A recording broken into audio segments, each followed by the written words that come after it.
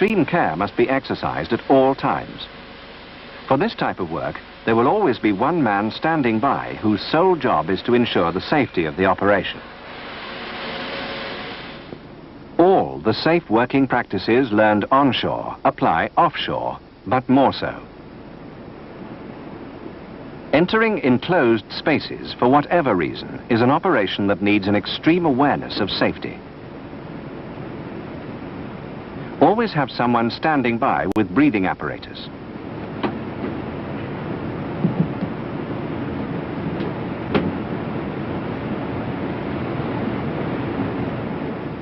Eye protection and ear protection are vital where needed.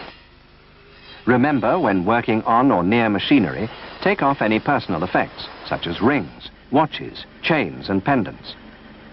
Loose clothing can also be dangerous.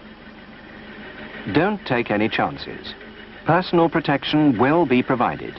Be sure to use it. Shifts are long and the work can be arduous, so extra care needs to be taken towards the end of each shift. Never throw anything over the side. There may be ships or divers or people you cannot see working beneath you on the installation. Good housekeeping is vital offshore. In the restricted space of an installation, any piece of waste or rag left behind can become a hazard. No job can be considered complete until you have thoroughly cleaned up your workplace and have had your permit to work signed off as finished.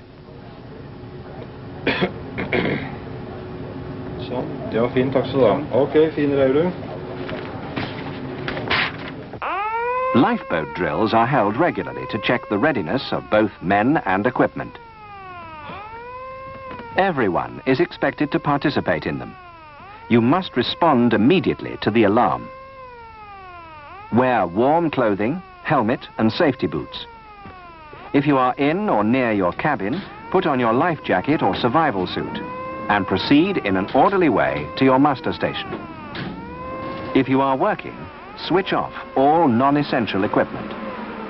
Leave nothing behind you that could endanger the platform. Proceed to your muster station. The importance of learning to do this calmly cannot be overemphasized. Participate positively in all safety drills. If you fail to prepare, you prepare to fail. Once at the muster station, follow the procedure required by the installation you are on.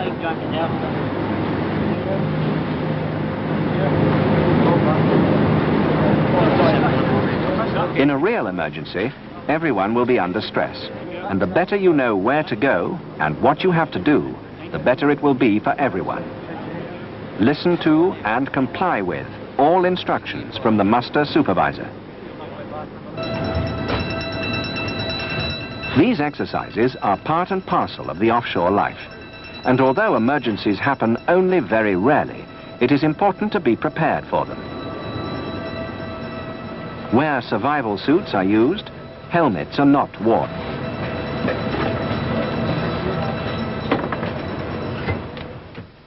On a normal drill, you will get into the lifeboat, sit down and strap yourself in. Should the lifeboat need to be launched, you must keep strapped in at all times. This is to ensure the vessel's self-righting characteristic.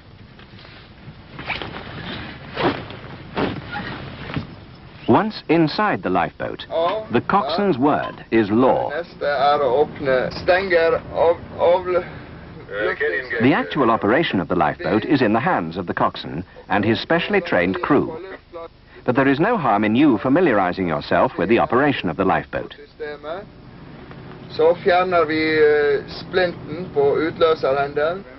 The order to abandon the installation can only be given by the person in charge, who supervises the lifeboat exercise from the control room.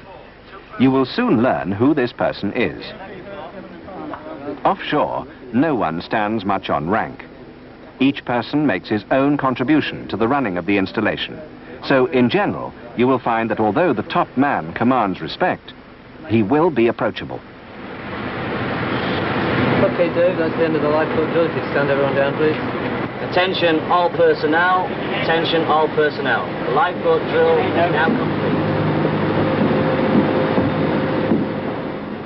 Take the trouble to learn the layout of your installation, but don't go into hazardous areas without asking.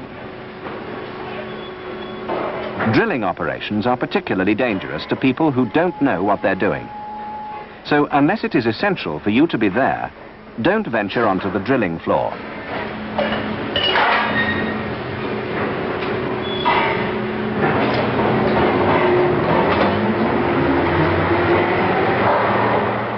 Every installation has fire and gas detection systems and firefighting equipment.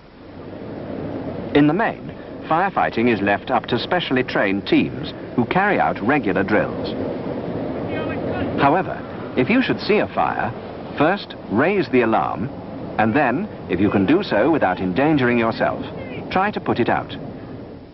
Make sure that you know which type of fire extinguisher to use on which type of fire. Offshore, smoking is only permitted in specially designated areas, and no alcohol is allowed at all. These regulations are absolute. Any infringement will lead to instant dismissal. No drugs are permitted either. If you need to take medication prescribed by a doctor, let the medical or safety officer know. If you have any queries at all, talk to those in authority. Your well-being is in their interest.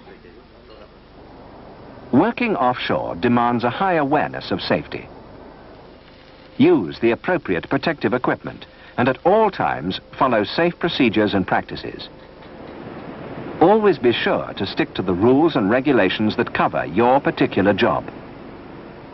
Be sure to double-check that machinery you will be working on has been turned off and properly isolated.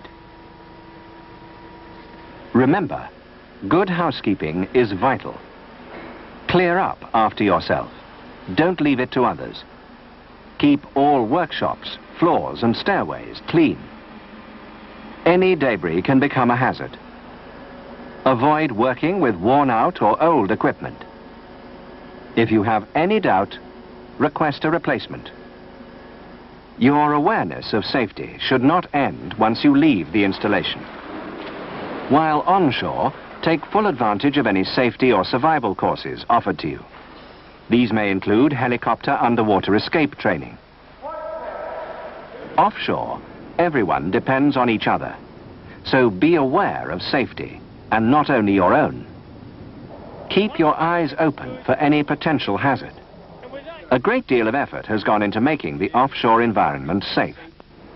Incidents occur only very rarely. Take the time needed to do your work properly and safely.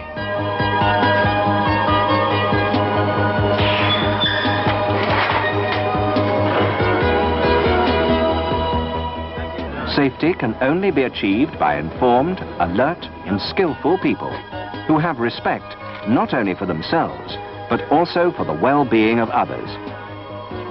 Be sure that you play your full part in the safe operation of your own installation.